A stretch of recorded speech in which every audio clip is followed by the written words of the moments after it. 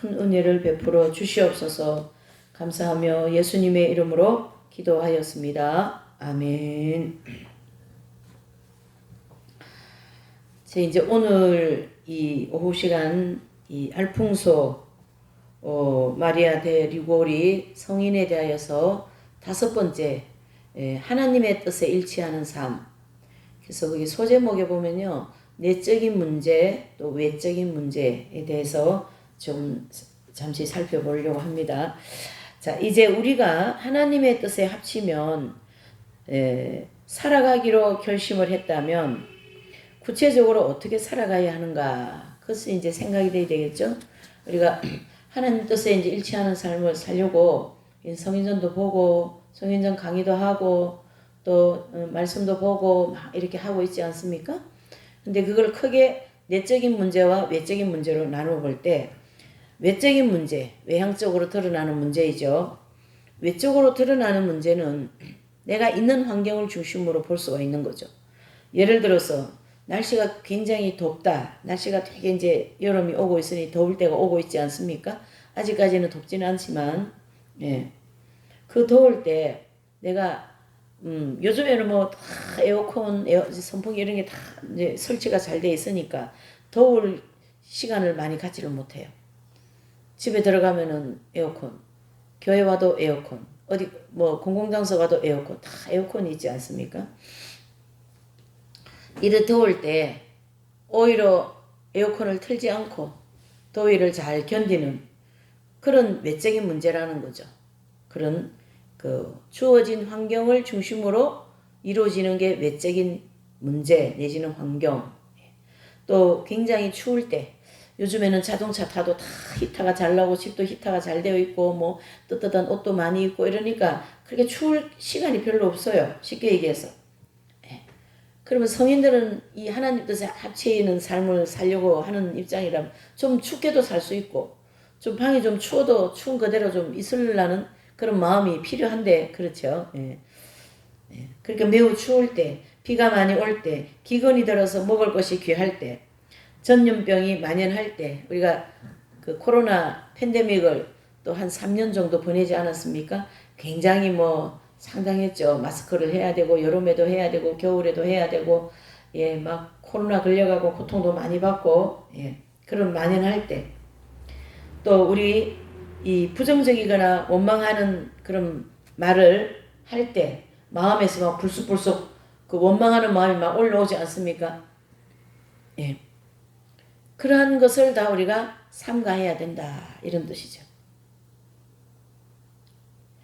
뭐 그런 환경이 주어졌을 때 우리 언어 속에도 굉장히 가령 제기랄 못 견디겠어, 날씨가 왜 이래 더워, 지독하게 춥군, 혹은 정말 비극이군, 비극이야, 뭐 이따위가 있어 저따위가 있어, 이 언어 속에 우리가 얼마나 참 고쳐야 할 것이 많은지 모릅니다. 이 언어가 말에 흠이 없다 그러면 의인이라 그랬는데 언어가 너무나도 중요한 것 같습니다.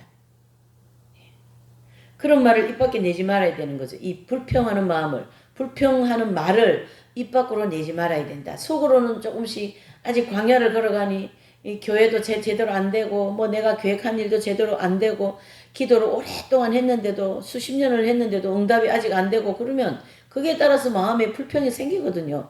아버지 뭐 기도했는데 안 되지 않습니까? 이게 뭡니까? 이렇게 불평하는 마음이 생기는데 적어도 그거를 말로다가 끄집어내지는 말라.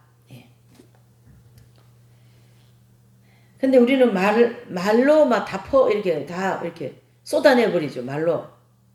그러니까 침묵을 해야 되는데 그 불평하는 말에 대한 침묵을 하라, 이런 뜻이거든요. 주님은. 불평하는 말을 다 쏟아내놓으면 살 수가 없어요, 사람이.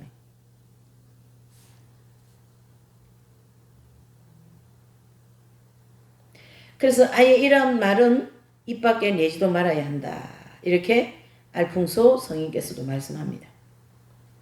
우리는 다만 일어나는 일을 액면 그대로 받아들이고 그것을 우리의 원의로 삼아야 한다. 즉 일어나는 모든 일을 그냥 그 자체를 내가 받아들이면서 이게 하나님이 주신 나에게 선물이구나, 그렇게 생각하면 마음이 오히려 편안하고요. 불평하는 마음이 별로 안 생겨요. 쉽게 얘기해서. 예. 근데 그걸 못 받아들이는 거죠. 마음으로. 예. 왜냐하면 그것이 바로 하나님의 뜻이기 때문이다. 한 가지 이야기를 하면 어느 날 프란시스코 보르지아 성인은 본의 아니게 밤늦게 예수회 수도원에 당도했어요. 때마침 싸나운 눈보라가 치는 밤이었는데 가까스로 수도원에 당도한 그는 안도의 한숨을 몰아쉬면서 수도원의 문을 두드렸습니다. 그러나 어찌된 일인지 아무도 대답하는 사람이 없었어요. 수도원의 높은 담은 그의 목소리를 가로막고 게다가 밤이 늦어 모두 깊이 잠들어 있었던 관계로 문은 굳게 닫힌 채로 열리지 않았습니다. 아침이 되자 수도원에 있던 사람들은 이 성인이 밖에서 밤을 새운 것을 알고 몹시 민망했어요. 그렇게 수도원 식구들이 손님이 왔는데 문을 미처 못 열어줘가지고 밖에서 그 추운데 말이죠. 막 눈보라치고 하는 거기서 밤을 보냈다고 하니 얼마나 수도원 식구들은 미안하고 막 민구스럽겠습니까. 그러니까 막 그 미안해하고 있는 그때에 이 성인은 활짝 웃으면서 말을 했어요. 지난밤만큼 기쁘게 지낸 일이 없었다오. 내가 하늘을 쳐다보니 저 높은 하늘에서 하나님이 눈송이를 하나씩 나에게 떨어뜨리고 있는 것이 보였고 그 길고 긴 밤을 얼마나 포근하게 지냈는지 모른다오. 이렇게 얘기를 하더라는 거예요. 아니 지난밤에 문도 안 열어줘가지고 그 추운 엄동설안에 밖에서 웅크리고 얼마나 추웠겠어요. 그 밤에 눈은 펑펑 오는데. 근데 아침에 그 수도원 식구들에게 이렇게 활짝 웃으면서 하나님께서 눈송이 하나를 또 떨어뜨려 주시더라는 게 눈에 보였다는 거죠. 그러니 문 안 열어준 그 환경, 눈이 뚝뚝 떨어지는 그 환경을 그대로 받아들였다. 그걸 받아들이니까 하나님이 더 그 음동설한 밤을 은혜롭게 잘 보내게 하신 거예요. 그래서 앞에서 언급했듯이 주어진 모든 환경을 그냥 나에게 하나님이 주신 거다. 이걸 가르쳐서 일명 역경과 순경을 하나님은 우리에게 골고루 주시면서 역경 속에 있는 환경도 감사함으로 받아들이고 순경 속에 있는 환경도 감사함으로 받아들일 때 이런 성인의 경지 내지는 익은 열매가 된다. 그런 뜻이 되는 거죠. 이 외적인 문제로 인하여 우리는 참 죄를 많이 짓습니다. 여러분. 눈에 보이는 대로 다 말을 하려고 그러고 눈에 보이는 대로 다 마음에 그거를 판단하고 정죄하고 하려고 하니 얼마나 많은 죄를 짓겠습니까? 여러분. 그러니 그 죄를 짓지 않으려고 한다면 오늘 이 성인께서 말씀하신 것처럼 외적으로 다가오는 이런 문제들을 우리가 어떻게 처리를 해야 될까요? 바로 받아들이는 것밖에 없습니다. 받아들이지 않으면 무궁무진한 죄를 지을 수밖에 없어요. 말로 다 지어야죠. 마음으로 지어야죠. 행동으로 지어야죠. 표정으로 지어야죠. 그 죄를 다 어떻게 할 겁니까? 하나님은 그것이 전부 다 죄라고 우리에게 말씀하고 계시는데 말이죠. 그래서 저와 여러분들은 이 외적인 문제에 대하여서 굉장히 인내심을 가지고 참으려는 그런 어떤 마음이 필요해요. 뭐 이것뿐이겠습니까?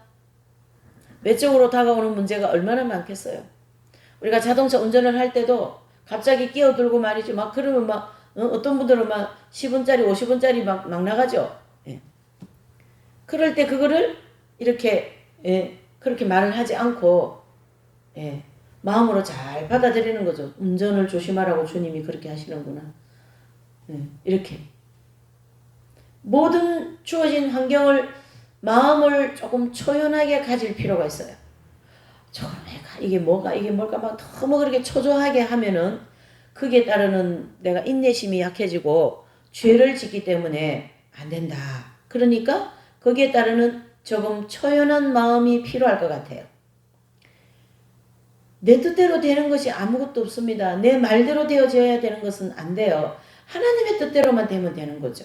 그러니까 하나님의 뜻에 일치하는 삶은 그 모든 주어진 환경을 그냥 어떻게 해요? 감사함으로 이 프란시스 보로지아 성인처럼 지난밤에 밤에 너무나도 은혜롭게 지냈습니다. 하나님께서 하늘에서 눈을 한 방울 탁탁 떨어뜨려 주셨습니다. 그리고 밝은 표정으로 그 미안해하는 수도원의 식구들한테 말을 한다면 그 환경이 얼마나 은혜로운 환경이 되었겠냔 말이죠.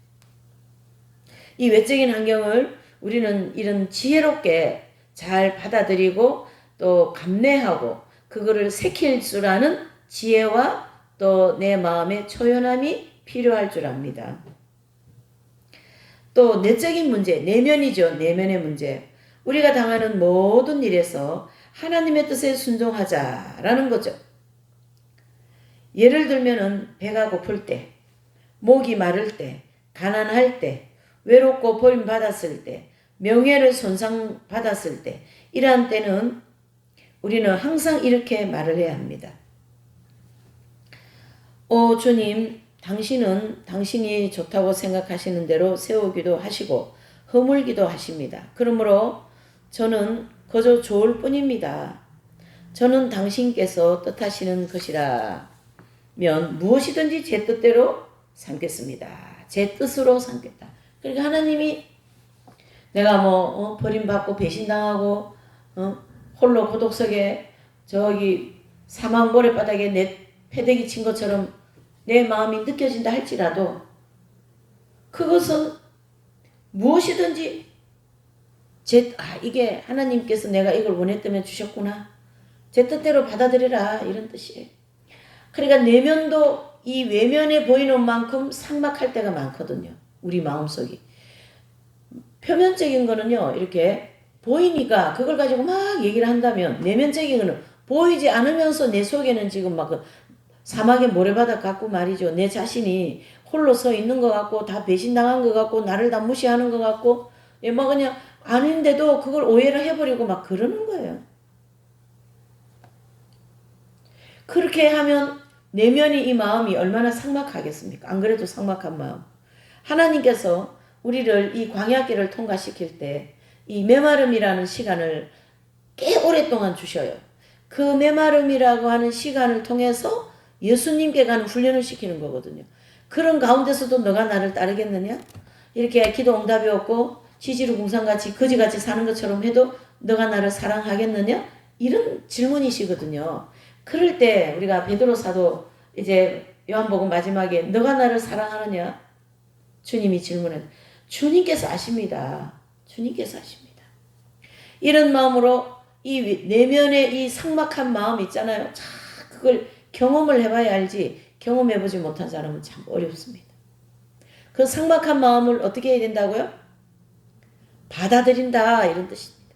그냥 침묵하면서 인내. 제일 좋은 방법이 인내죠. 너희의 인내가 너희의 구원을 이루리라 주님이 말씀하셨거든요. 인내 외에는 신앙생활을 끝까지 하기가 어렵습니다. 인내는요 어디든지 다 해당돼요. 외면적인 환경에도 해당되고 내면적인 마음 상태에도 해당되고 인내가 없이는 아무것도 이루어질 수가 없습니다. 여러분.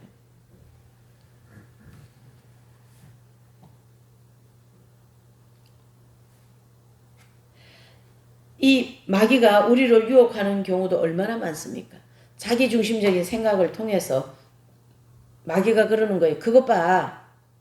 너를 무시하는 거지. 그거는. 꼭 그렇게 생각으로 들어옵니다. 가만히 보시면. 그것 봐. 너를 따돌린 거지. 성령님은 절대 그렇게 말씀하지 않으시거든요. 그래서 부정적인 게 내 마음에 올라온다. 이거는 마귀가 역사한다. 이렇게 보시면 됩니다. 마귀가 내 마음 생각을 통해서 지금 계속 생각을 가지고 이 혼란을 주고 있는 거죠. 상대편은 아니거든요. 상대편은 전혀 왕따시키지도 않았고, 그냥 그저 내 마음에서 그렇게 된 거예요. 내 마음에서. 내가 만들어낸 문제인 거예요. 쉽게 얘기하면. 어찌 손가락도 길고 짧은데, 어찌 상대편이 내 마음에 똑똑 맞게 떨어지게, 그건 있을 수 없는 일이에요. 그거는 비정상적인 겁니다, 오히려.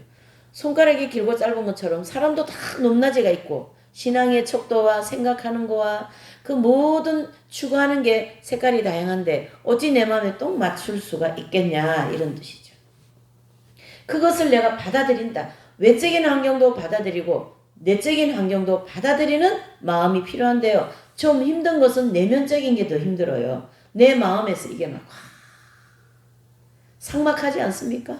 은혜의 물결은 한 방울도 없는 것 같고, 예. 그렇게 막 느껴지는 거예요. 실제로는 예수님이 내 옆에 계시거든요.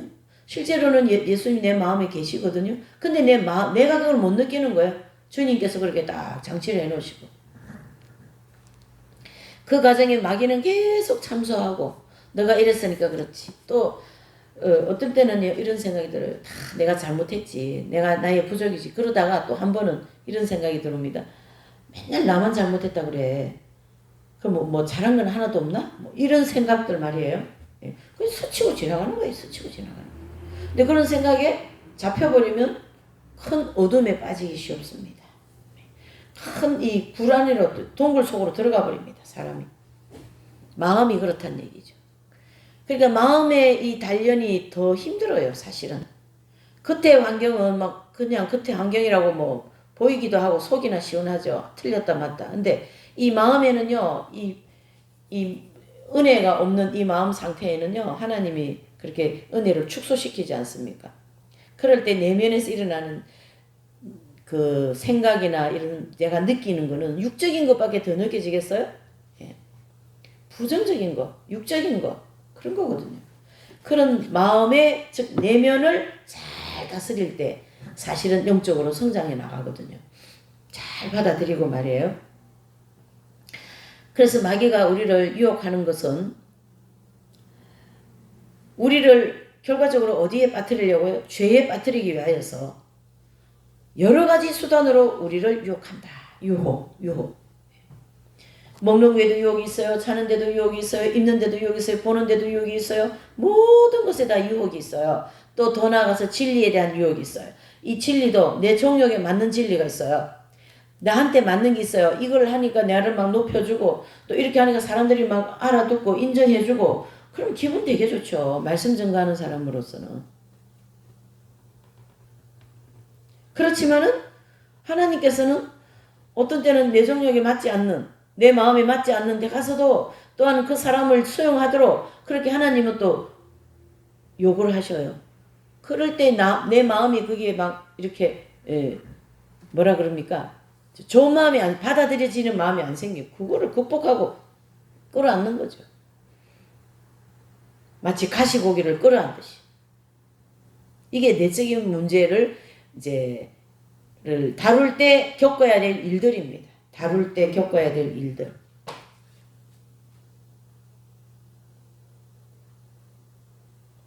또 사람들이 막 이렇게 또 얘기하는 사람도 있어요. 여보게 누가 말하는데 말이지 그 사람이 자네를 두고 이렇고 저렇고 하지 않겠어? 자네는 자네가 그렇지 않다는 것을 밝혀야 하지 않은가? 그렇게 이제 얘기했어요. 누가요? 그러니까 따위의 말로 우리를 유혹한다. 이럴 경우 우리는 복수하고 싶은 유혹을 강하게 물리치고 즉시 속으로 나는 하나님의 유혹을 강하게 물리치고 즉시 나는 하나님의 은총 속에 사는 사람. 하나님이 원하시면 그분 뜻에 맞게 말도 하고 그분 뜻에 맞게 행동도 해야지 하며 하나님의 섭리에 그 사건을 맡겨야 한다. 이렇게 하면 우리는 실수를 면하게 되고 완덕의 길로 한 발자국 앞서게 된다. 자, 이 성령께서 참 맞는 말씀이지 않습니까? 어느 분이 저한테 왔어요. 누가 자네한테 이렇게 얘기하는데 그 오해 같아. 오해를 풀어야 되지 않겠나. 그렇게 얘기합니다. 그렇게 오해를 풀어야 된다라는 유혹으로 자네에 대해서 부정적인 얘기한 거를 풀어라 이렇게 유혹을 했단 말이에요. 그럴 때 내 마음에는 복수하고 싶은 마음, 그걸 가서 오해를 풀어놓고 싶은 마음, 나를 그렇게 생각해? 나는 아닌데 그렇게 하면서 이제 그걸 하고 싶은 마음이 생기지 않습니까? 그때 그것 또한 유혹이다라는 거죠. 그럴 때는 어떻게 해야 됩니까? 즉시로 우리 속에 나는 하나님 은총 속에 사는 사람, 하나님이 원하시면 그분 뜻에 맞게 말도 하고 무슨 말입니까? 하나님께서 너에게 부정적인 얘기하고 너를 뒤에서 헐뜯고 비방하는 말을 하는 그 사람에게 오히려 더 좋게 얘기해주고자 하는 것이 하나님의 뜻이다. 그걸 지금 얘기하는 거예요. 너 나한테 그렇게 얘기했어? 너 나한테 그렇게 부정적인 얘기했어? 그렇게 말할 게 아니라 오히려 그 사람에게 위로되는 말, 그 사람이 신앙생활 더 잘할 수 있도록 이끌어주는 말, 그런 거 하는 것이 더 하나님의 뜻이다. 그 뜻이죠. 쉽지가 않죠. 자기를 부인하고 자기의 십자가를 지고 예수님을 따르는 것이 그 길이기 때문이죠. 그 사람한테 그 말 한마디 해주고 싶지 않은데도 수고하셨어요. 오늘 땀 흘리고 애 많이 썼어요. 그 말 한마디로 그냥 마음을 다 풀어놓는 거예요. 상대편 마음도 풀어놓고 내 마음도 풀어지고. 이게 하나님의 뜻에 순간순간 일치하는 삶입니다. 이런 문제를 잘 내가 극복하고 한 걸음 한 걸음 나간다면요. 영적으로 성장하기가 아주 좋습니다. 사실은 성인들이 그렇게 했으니까요. 소아 테레사 수녀님 같은 분 또한 그 꽃병을 자기가 깨트리지 않았지 않습니까? 우리가 알다시피. 근데 꽃병 깨트린 것처럼 그 수도원 원장이가 혼이 나고 있는데 그걸 내가 깨트리지 않았습니다 하고 변명을 하지 않는 거죠. 나중에는 그 꽃병을 다른 사람이 깨트린 걸 알게 됩니다. 하나님께서 사실적인 것은 사실로 또 드러내게 해주시기도 하고 그러셔요. 자, 이런 어떤 우리가 내적인 문제 뭐 수없이 많죠. 수없이 많죠. 예, 너무 많죠. 이 속에서 막 그렇죠. 예. 그래서 하나님께서 외적인 문제를 다루실 시기가 있고 내적인 문제를 다루실 시기가 있는데 내면적으로 주님이 다루실 때가 더 고통스럽다 이래 보셔야 돼요. 나와 같지 않은 사람을 더 사랑하기를 원하시는 하나님의 음성이 귀에서 계속 마음에서 들리는 거예요. 근데 그 사람은 나를 너무 아프게 하는 거죠. 그 아프게 하는 것들 극복하고 그 사람을 사랑할 때 하나님은 그 마음을 치료해 주시고 더 마음이 넓어지게 수용성 있는 간용의 마음이 넓어지게 그렇게 하신다 이렇게 보는 거죠. 내적임을 다룰 때. 세 번째로는요. 우리 사람이 선천적으로 받은 신체적인 결함이나 정신적인 결함을 원망하지 말자. 예를 들면 기억력이 나쁜 것, 머리가 나빠서 무엇을 더디게 깨우치는 것, 다리가 이렇게 저는 절름발이, 기타 선천적으로 건강이 나쁘게 태어난 사람 이런 등인데 잘 생각해 보면요. 과연 우리가 하나님께 왜 이러한 결합을 안겨주셨느냐고 따질 권리가 있을까요? 생각해 볼 수 있어요. 요즘에는요, 그 예방주사가 좋은 주사가 많아가지고 소아마비 같은 게 안 걸렸는데요. 옛날에는요, 소아마비가 굉장히 많았어요. 그래서 이렇게 저는 사람이 굉장히 많았어요. 제가 아는 분도 우리 그 친척 먼 분도 소아마비인데 다리를 많이 절었어요. 또 교회에 이제 오신 분인데 이분은 수술을 7번 했는데도 이거를 못 고친 거죠. 이 소아마비 다리 하나가 거의 뭐 힘을 못 쓰고 그래서 늘 목발을 짚고 다닐 정도로 심한 그런데 그런 어떤 신체적인 그 장애를 가지고 사는 것은 평생에 얼마나 마음이 힘드시겠어요. 예. 그런데요, 이거를요, 우리가요, 이 알풍소 성인처럼 성화시키는 데 사용하면 더 좋습니다. 더 좋. 그것만큼 축복이 없습니다. 우리가 진리대로 본다면. 그래서 성경의 심진리 저자이신 그 선생님 같으신 분은 그렇게 고등학교 2학년 때부터 척추형 루마티스 척추 관절염이 생겨가지고 드러눠가지고 뼈가 전부 다 굳는 그런 병이었거든요. 그러니까 그거는 지금으로부터 60년대에는 그런 걸 수술하고 또 그 병을 밝히는 그런 기술이라든가 뭐 약이 없었어요. 그래서 희귀병이라고 했답니다. 그때 당시. 지금은 고칠 수가 있죠. 지금은. 그런 어떤 외형적인 신체적인 그 선생님은 그거를 오히려 성화하는 데 사용했어요. 그래서 그 연단을 누우셔가지고 다 받으시고 더운 방, 땀이 축축 흐르는 방, 선풍기도 하나 없는 방, 북향방, 그렇죠? 예. 가족들이 돌봐주지 않으면 대소변도 보지 못하는 그런 육체적인 그야말로 악조건이죠. 악조건. 그야말로 그 악조건 속에서 그거를 오히려 성화하는데 사용하셔가지고 이긴 자, 즉 성인이 되지 않습니까? 그러한 삶이 정말로 지혜로운 삶이죠. 잠언서에 얘기하는 지혜로운 삶이죠. 참 멋지지 않습니까, 여러분?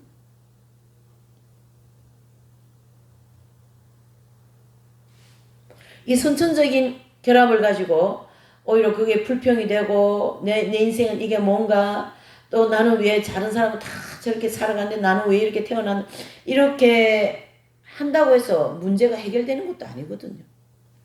그렇게 한다고 해서 달라질 게 뭐가 있겠냐 말이죠.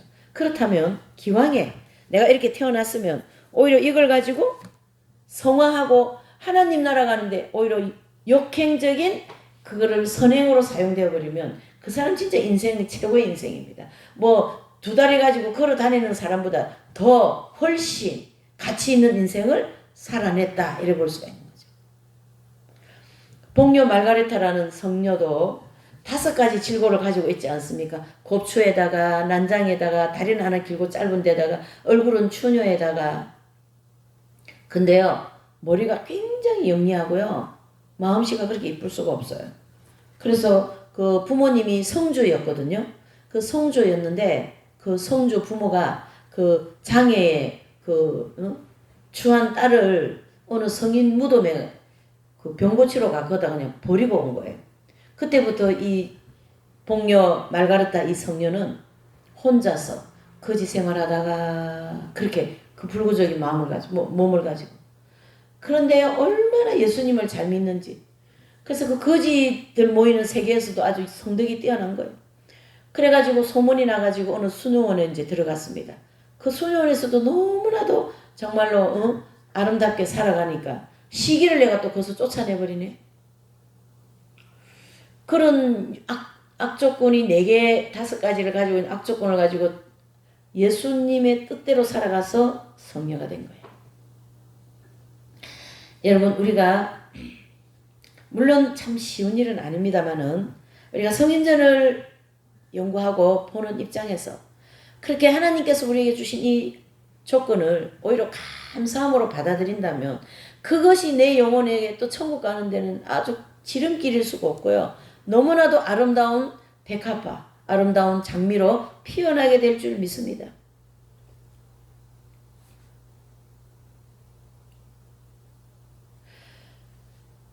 또 반대로 천재적인 두뇌라든가 세계적인 운동가라든가 명성을 떨치는 음악가 따위 그런 재질을 우리에게 주셔야 할 의무를 가지셨단 말인가.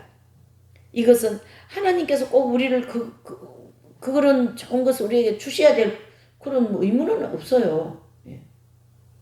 그래서 하나님께 원망하면 안 된다. 원망할 필요는 없다. 이런 말이죠. 이 세상에서 어떤 사람이 남으로부터 선물을 받았을 때 자기 조건에 맞으면 받고 그렇지 않으면 거절을 한다는 말인가. 선물을 받으면 그것이 우리의 마음에 들건 안 들건 그저 고맙다고 받지 않는가. 우리는 모름지기 하나님께서 주시는 모든 것을 감사하는 마음으로 받아들여야 한다. 하나님께서 우리에게 주시는 것은 어떤 것이든 우리의 선을 위한 것이기 때문이다. 라고 기록하고 있어요. 하나님께서 나에게 뛰어난 재능을 주셨더라면 아름다운 용모를 주셨더라면 건강한 몸을 주셨더라면 내 영혼이 멸망했을지 누가 알 수 있겠는가. 뛰어난 재능과 훌륭한 지식은 많은 사람들에게 교만의 함정에 빠뜨리게 하고 자신만으로 가득 찬 자만심만으로 가득 찬 사람들이 대개 그러하듯이 남에게 큰 상처를 주는 예는 얼마든지 있다. 그러니까 나는 가진 것도 많고 공부도 많이 하고 배운 것도 많고 박사학위도 있고 또 뭐 재산도 많고 뭐 얼굴도 예쁘고 뭐 키도 크고 잘생겼단 말이에요. 남이 안 가지고 내가 다 가지고 있단 말이에요. 그렇게 가지고 있는 것 때문에 사람들한테 상처도 많이 주고 그것 때문에 마음도 높아지고 그래서 교만이 뭐예요? 패망의 선몽의 길로 가게 되는 거죠.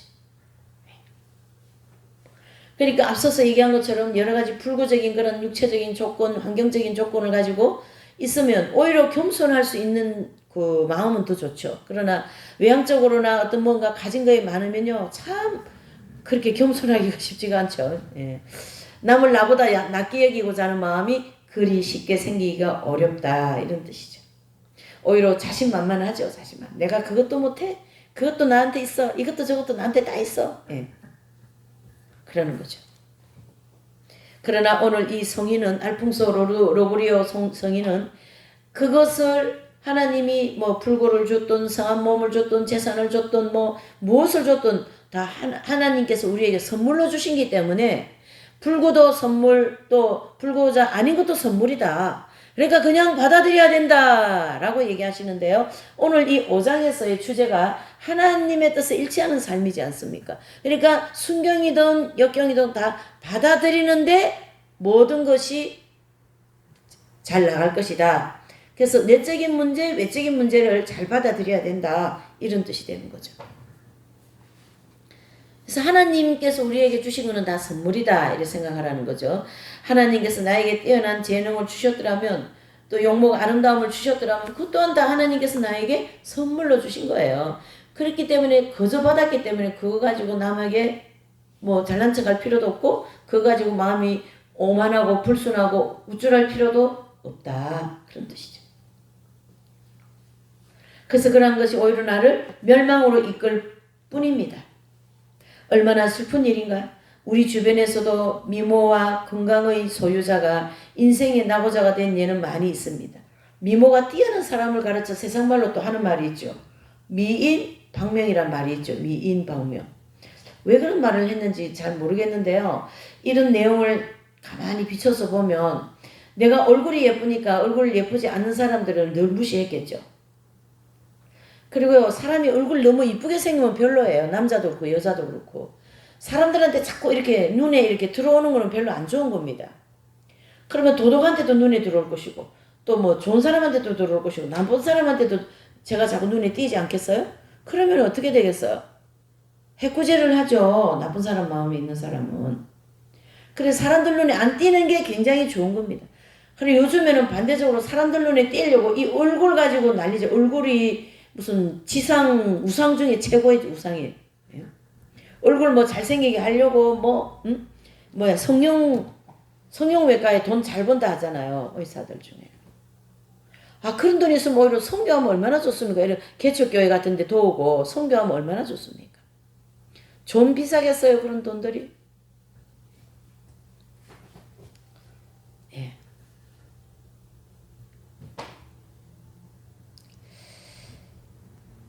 건강 문제도 마찬가지. 사람은 태어나면서부터 몸이 약하고 아니면 가난하고 아니면 재능이 없는데 종래에는 자기 영혼을 구하고 성인이 된 예가 얼마나 많은가. 그러니 다시 한번 하나님께서 나에게 주신 것을 만족하자 그랬어요.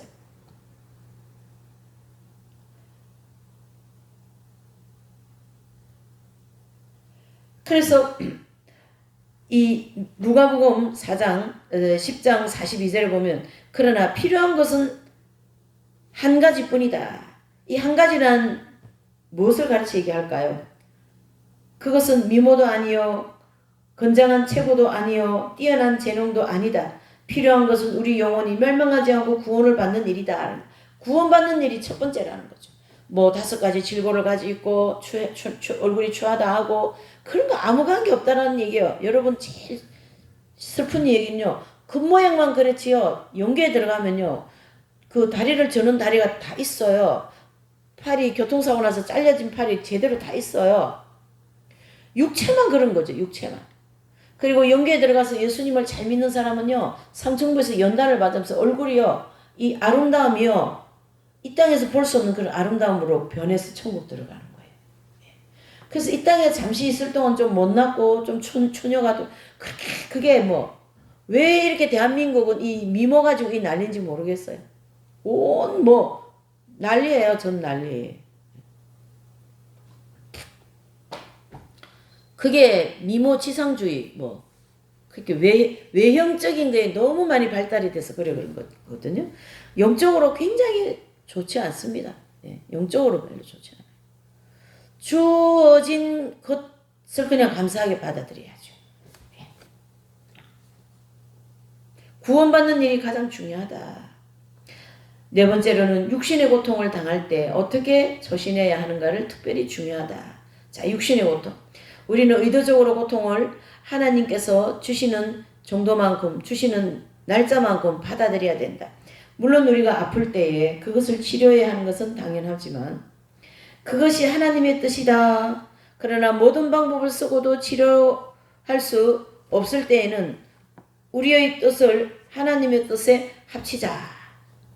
하나님의 뜻에 합치는 것이 건강을 되찾는 것보다 낫다. 담담하게 주님, 저는 병자로 남아 있기를 바라지도 않고 건강해지기를 바라지도 않습니다. 다만 당신의 뜻을 따르고 싶을 뿐입니다. 라고 말씀했어요. 자, 성경의 심진리 저자라고 하는 선생님께서는 그 세 번째 연단이라고 하는 극심한 유혹과 같은 연단 속에 주님이 다 나타나셔가지고 그냥 그 들어놓은 채로 병상의 증거자가 되어줄 수 없느냐 이런 말씀을 하셨어요. 그래서 선생님께서는 눈물을 철철 흘리면서 아버지의 뜻이라면 받아들이겠습니다. 그렇게 하고는 그 처음에 병이 발병되고는 병 고치기 위해서 열심히 일어나지도 못하는 몸을 그렇게 해서 부흥회 다니고 기도원 다니면서 병 고치려고 열심히 기도했는데 마지막에 그 연단 끝에 마지막 연단 끝에 주님이 그런 말씀을 하시니 얼마나 눈물이 나고 눈물만 나겠어요. 참 청천벽력 같은 말씀 아니겠어요? 그렇지만은 그것이 아버지의 뜻이라면 그 아버지 뜻에 일치하는 삶, 즉 뭐죠? 받아들이겠습니다. 그러면서 3년 2개월 10일 만에 선생님은 이긴 자가 되어서 광야 연단 과정을 다 마치고 나머지 모든 시간을 이긴 자가 되어서 그 병상에 누우셔갖고 말씀 증거하고 손님들 영적 담화해 주시고 얼마나 많은 사람들을 살리고 선한 사람보다 더 이렇게 우리에게 주신 이 외적인 고난, 신체적인 고난, 이런 불구, 이런 모든 것을 영적으로 이렇게 하나님 나라 가는데 사용하면요. 정말로 그게 금상첨화이고 그 병상 생활 때문에 선생님은 성인이 된 거예요. 참 감사하지 않습니까? 당신의 뜻대로 따를 뿐이다 라는 얘기죠. 고통 중에 하나님을 못 살게 굴지 않는 것은 틀림없이 덕행이라 할 것입니다. 여러 가지 고난 속에 사람들한테 가족들에게도 다 인정받지 못하고 산 귀신아 나가서 죽어라 그런 소리 듣는 누워 계시는 분으로서는 이거 쉽지 않아요. 여러분. 그런다 할지라도 그거를 주님을 사랑하는 마음으로 잘 견디고 또 사랑하고 그 가족들을 더 이해하고 미안하다 그러고 그러니까 내면이 성화가 안 될 리가 없죠. 그 아주 최고의 덕을 실천하는 거죠. 최고의 덕. 광야에는 수독 생활, 즉 덕을 닦는 생활한다 이런 뜻이. 생명이 합일되어서 그 가나안 땅 들어간 성도는 빛의 생활 이렇게 볼 수가 있는 거죠.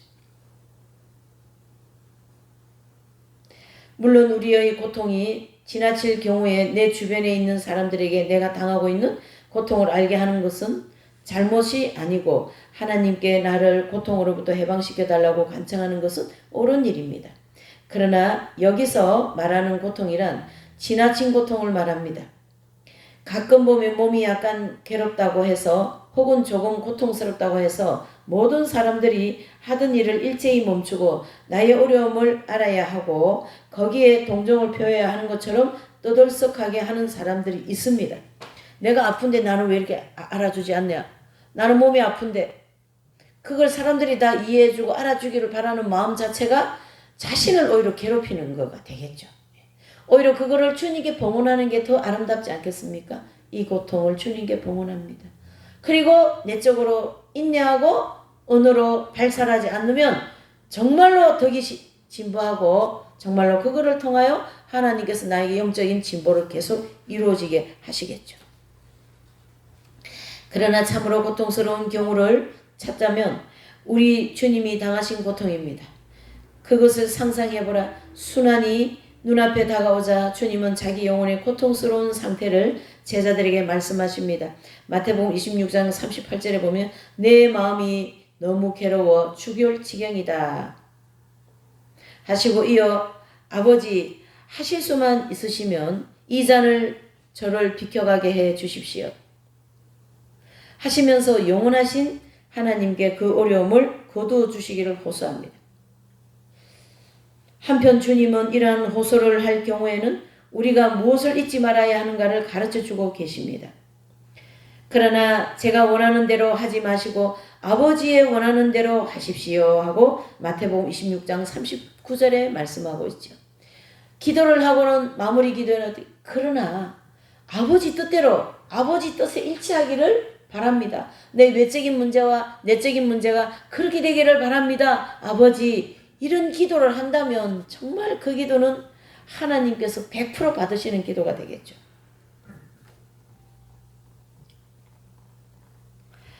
혹 내가 건강하기를 원하는 것은 고통에서 해방되기 위함이 아니라 주님을 좀 더 잘 섬기기 위함이라고 변명하는 사람이 있습니다. 내가 건강해지면 신앙생활에서 해야 할 규칙도 잘 지키고 공동체를 위해 좀 더 많이 봉사도 하고 교회에도 더 잘 나가고 더 자주 영성체도 하고 양심 성찰도 더 잘하고 더 자주 교회 성사도 보고 더 열심히 공부도 하고 더 일을 잘하고 등의 그럴듯한 이유를 내세울지 모르나 이 얼마나 어린애같이 유치한 짓인가. 열심한 영혼아 물어보건대 그대는 왜 이러한 신심행위를 하겠다고 말인가? 하나님을 기쁘게 해드리기 위해서? 그렇다면 하나님이 이런 신심행위나 기도를 원하지 않는다는 것을 깨달고 그 뜻을 따라가는 것이 훨씬 더 하나님을 기쁘게 해드리는 것을 잊지 말아야 할 것이다. 하나님께서는 그대가 이 고통을 겪기를 원하신다. 그렇기 때문에 이 고통을 너에게 보내주신 것이다. 그러니 그대의 고통을 우리 주님의 고통을 합하여 혹 그대는 다음과 같이 항변할지 모른다. 아, 그게 아니라 제가 아프지 않기를 바라는 것은 저의 동료 수사님들과 이 수도원에 폐를 끼치지 않게 하기 위해서입니다. 생각해 보십시오. 제가 앓고 누워있으면 남들에게 얼마나 짐이 되는지 모릅니다. 보편적으로 이런 생각을 합니다. 수도에 생활을 하는 사람 아니라도 보편적으로도 이렇게 생각해요. 내가 건강해야지 식구들한테 민폐를 안 끼치지 그렇게 얘기합니다. 근데요, 엄밀하게 따지고 보면요. 만약에 부모님이 건강하지 못해서 이제 자녀들한테 도움을 받지 않습니까? 그러면 부모님은 건강하지 못해서 자녀들한테 도움을 받고 자녀들은 부모를 잘 섬겨서 하나님께 기뻐하고 그렇습니다. 이거는 절대 하나님이 우리에게 주신 것이요. 그렇게 우리를 해롭게 하는 것이 아니다라는 거예요. 이해가 되시죠? 예. 그래서 남들에게 얼마나 짐이 되겠는가, 그렇게 될지 모른다라는 것. 이러한 생각이라면 걱정할 것 없다. 그대의 장상들도 이미 그대가 아파 누워 있는 것을 결코 깨병이나 게으름으로 오는 것이 아니고 그것이 하나님의 섭리에 의한 것이라는 것을 알고 있으니 말이다. 이렇게. 우리 수도의 식구 중에 한 사람이 아파들어 놓았습니까? 그것을 수도의 식구들이 돌봐야 되는 것은 바로 어떻게 해요? 하나님의 섭리라고 받아들인다는 얘기죠. 이게 바로 하나님의 뜻에 일치하는 삶입니다. 정말이지 얼마나 많은 변명과 항변과 낙심 등이 하나님 사랑에서 오는 것이 아니라 자기 사랑에서 오는 것인지 모른다. 자, 낙심하고 변명하고 이 모든 것은요. 하나님 사랑이 아니라 나를 너무 사랑해서 나에 대해서 너무 관대한 거예요. 그러나 하나님에 대하여서 사랑으로 돌려야 된다. 이런 뜻이죠. 얼마나 많은 구실이 하나님의 뜻을 빠져나가려고 교모한 수단인지 모른다. 그대는 진정 하나님을 기쁘게 해드리고 싶은가?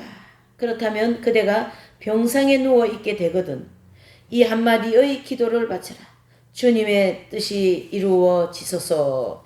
그리고 이 기도를 되풀이하고 마음속 깊은 곳에서 진정으로 그렇게 원하라.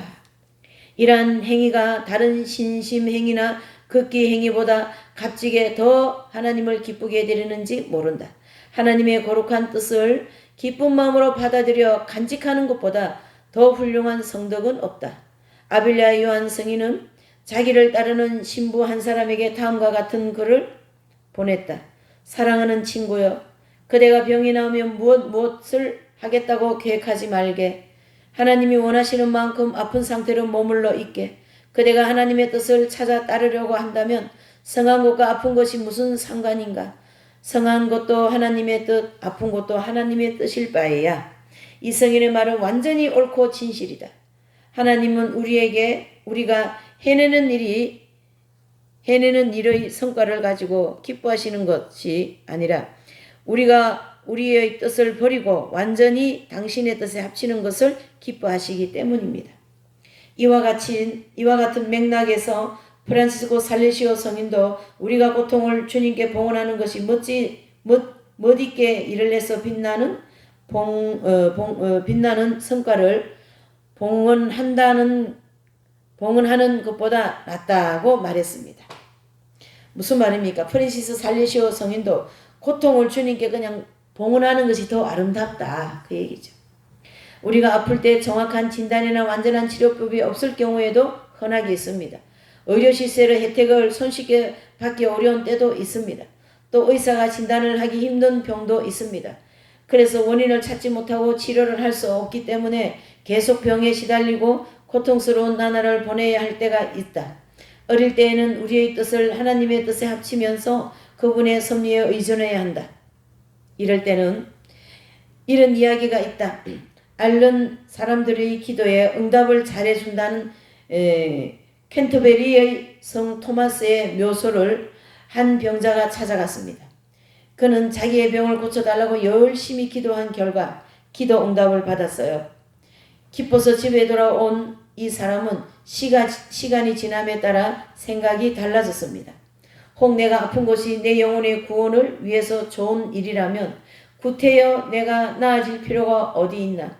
내가 병자의 몸으로 있으면서 내 영혼을 구할 수만 있다면 차라리 아픈 것이 낫지 않은가? 이런 예가 있는 거죠. 지극히 인자하신 성 토마스요, 제가 당신의 정구로 아픈 몸이 성해진 것을 감사합니다. 그러나 만일 제가 아파 고통을 당하는 것이 저의 영혼을 구하는 데 유익이 된다면 저의 치료를 거두어 가도록 하나님께 정구해 주십시오. 그렇게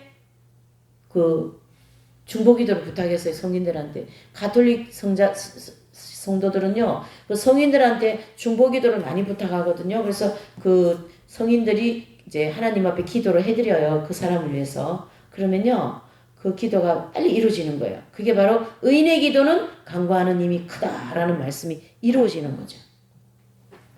이리하여 그는 다시 아픈 몸이 되었지만 이제는 고통스러운 것이 온전히 하나님의 뜻이라는 것을 깨닫고 만족할 생활이 이어져 나갔다라고 기록하고 있어요. 이와 비슷한 일화가 또 하나 있다. 한 번은 눈먼 장님이 있었는데 베데스토 성인에게 기도하여 눈이 밝아졌습니다. 그 후에 면밀히 관찰해 보니 자기가 눈이 밝아짐으로 말미암아 여러 가지 세상사에 얽매이게 되고 그 때문에 영혼 구원에 큰 장애가 된다는 것을 알게 되었습니다. 그래서 그는 하늘에 있는 자기 주보 성인에게 다시 기도를 하기를 만일 눈 뜨고 죄 짓는 것이 눈 멀고 구원되는 것보다 못하다면 다시 눈을 멀게 해달라고 했습니다. 그랬더니 그가 바라는 그대로 기도가 응답을 받아 그는 다시 눈이 멀게 되었다는 이야기입니다. 우리가 눈이 안 보일 때는 눈이 밝아졌으면 좋겠다, 눈이 보였으면 좋겠다 해서 자기 주보 성인한테 성인이시여 내 눈이 밝아지도록 기도해 주십시오 이렇게 했더니 그 성인의 기도가 그냥 응답이 되어가지고 눈이 밝아졌어요. 근데 눈을 막 보면서 이것도 보이고 저것도 보이니까 막 이 영혼이 막 온 저실만실 다 이제 얽매여가지고 이게 말이 안 되는 거죠. 그래서 자신을 가만히 생각해 보니까 내가 눈을 범으로 해서 더 많이 세상 것이 들어오고 더 구원받는 데 큰 장애가 되겠다. 깨달고는 다시 기도를 한 거예요. 그 성인한테. 제가 구원받는데 눈이 보이지 않는 것이 더 낫다면 보이지 않게 해달라고 기도했더니 그 기도가 응답되어서 눈이 다시 안 보이게 됐다 하잖아요. 이런 내용들은 우리한테 큰 어떤 교훈을 주는 내용들이죠. 내가 보물 해서 너의 죄가 더 크다. 그래 얘기하셨거든요. 주님께서. 무섭네요. 진짜 제가 말을 해도요. 그러므로 병으로 고통당하는 문제에서는 낫기를 바랄 것도 아니요. 더 아픈 것을 바랄 것도 아니다. 다만 우리를 완전히 포기하고 하나님 뜻에 모든 것을 맡겨야 한다. 그래야만 하나님께서 원하시는 대로 우리에게 필요한 조치를 취해 주시기 때문이다. 한편 우리가 꼭 건강해지기를 원한다면 그렇게 기도는 하되 다만 우리를 하나님의 뜻에 온전히 의탁하는 나는 전제를 두고 우리가 건강해지는 것이 반드시 영혼의 구원이 도움이 되면 건강을 주시라는 조건부 기도라야 한다라는 거죠. 그렇지 않다면 우리의 기도는 문제가 있는 기도이고 그런 기도는 응답을 받지 못할 것이다.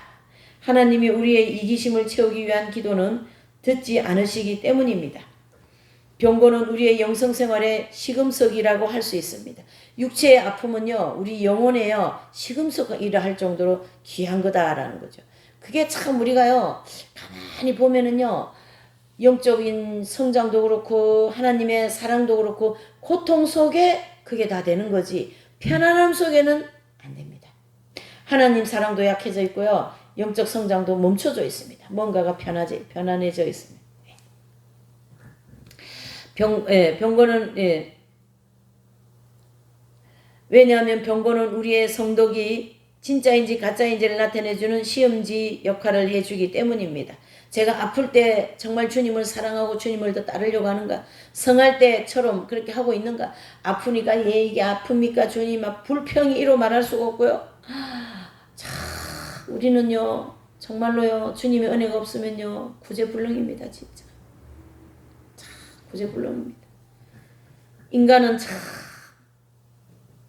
만일 그대의 영혼이 병거로 인해 흔들리는 일 없이 꿋꿋하고 슬퍼하거나 실망하는 일이 없고 성급히 치료되기를 조바심하며 안절부절하기보다 오히려 모든 것을 편안한 마음으로 의사와 그대의 장상에게 일임하고 조용하고 숙연하게 하루하루를 지내면서 하나님께 모든 것을 맡긴다면 이는 분명히 그대의 성덕이 확고한 기반에 서 있다는 증거입니다. 한편 고통에 대해 불평을 늘어놓는 사람의 경우는 어떤가? 그는 사람들이 자기에게 관심을 쏟지 않는다고 투덜거린다. 자기의 아픔을 견디기 어렵다고 한다. 의사들도 제대로 자기 병을 알아내지 못한다고 하며 하나님의 손길에 자기에게 너무 가혹하다고 넋두리를 한다. 프란시스코해의 보나멘투라 성인이 프란시스코 성인에게 관하여 한 이야기는 상기할 만하다. 어느 때인가 프란시스코 성인의 병세가 나빠져서 성인의 몹시 큰 고통을 겪게 되었다. 성인을 간호하던 수사 한 사람이 보다 못해서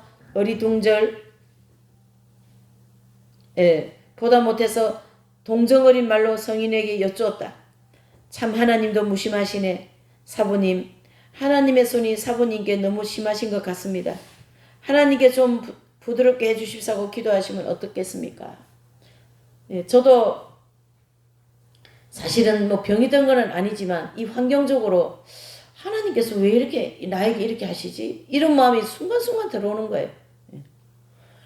저한테 이렇게 하는 게 저를 축복하시는 거예요, 지금. 예. 감사해야 되는 거죠, 오히려. 네. 이 이야기를 듣는 성인은 벌떡 일어나면서 정색을 하고 말했습니다. 사랑하는 형제여, 지금 뭐라고 말했습니까? 형제가 지금 한 말은 비록 간단하게 입 밖에 내놓은 말이지만 그 결과가 얼마나 심각한지 알기나 합니까? 형제는 자기도 모르는 사이에 성급히 하나님의 섭리를 심판한 것이고 거룩한 하나님의 뜻을 배반하라고 한 말이 아닙니까? 나는 다시 형제를 안 보렵니다. 그러면서 병으로 쇠약해진 몸을 일으켜 바닥에 내려와 무릎을 꿇고 마룻바닥에 입을 맞추면서 어떻게 기도하는 것이었다. 이렇게 기도하는 것이었어요. 하나님 아버지, 저는 당신께서 주시는 이 고통에 감사합니다. 혹시 당신이 원하신다면 이보다 심한 고통을 보내주십시오. 부족한 제가 당신께 간구합니다. 당신이 기쁘시다면 그 기쁨을 저를 위해 아끼지 마시옵소서. 저의 기쁨이란 오로지 당신의 뜻에 당신의 뜻이 저에게서 이루어지는 것뿐입니다. 아멘. 그랬습니다.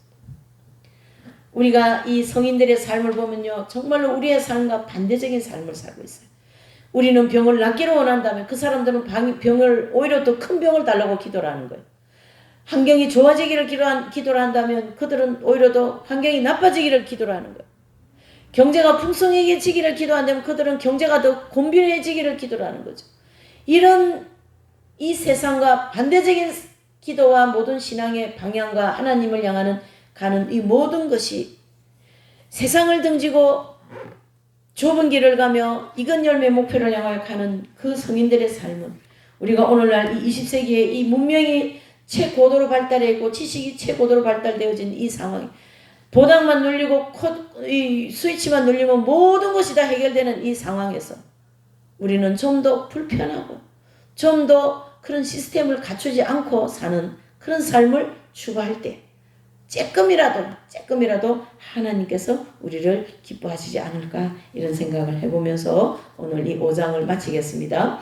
기도하시겠습니다. 사랑과 은혜가 충만하신 하나님 아버지, 이 문명이 발달되어 있고 모든 육체와 정욕들이 편하게 살아갈 수밖에 없는 이 상황에서 아버지, 우리는 좀 더 조금이라도 문명의 혜택을 덜 받고 이 모든 시스템으로 주어진 환경에서 조금이라도 덜 받으면서 조금이라도 불편하게 살고자 하는 마음을 가지고 주님의 이 거룩한 뜻을 따르며 살아갈 수 있도록 하나님 아버지 우리를 은혜를 베풀어 주시옵소서. 아버지, 외형적인 환경이나 내면적인 환경에서 오는 모든 것을 감사함으로 받아들일 줄 아는 믿음을 주시고 그러한 여유로운 마음을 주시고 그러한 생각으로 언제나 주님의 뜻을 따라갈 수 있도록 우리 모두를 축복하여 주시옵소서. 주님께 이 모든 것을 감사하며 귀하고 복되신